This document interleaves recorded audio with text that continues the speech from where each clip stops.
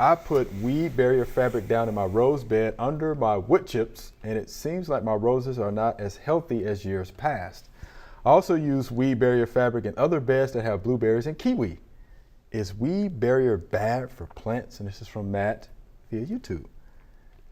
You know about that, don't yes, you? Yes, I actually use weed barrier, but there is a difference between weed barrier and landscape fabric. Weed barrier really does block weeds, and it does a great job of it.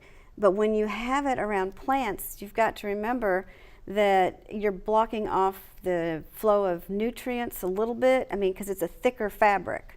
I mean, it'll still let water and air through, but it's like putting a blanket over, you know, the area. It's just a little bit, might be a little bit too much. And I have some roses, but I don't have the weed barrier around my roses. And blueberries, I don't have weed barrier around my blueberries. So it could be the type of plant. I use it around with landscape plants that, you know, all the time. In areas that I don't ever want to, you know, dig in again. That's what the weed barrier is for.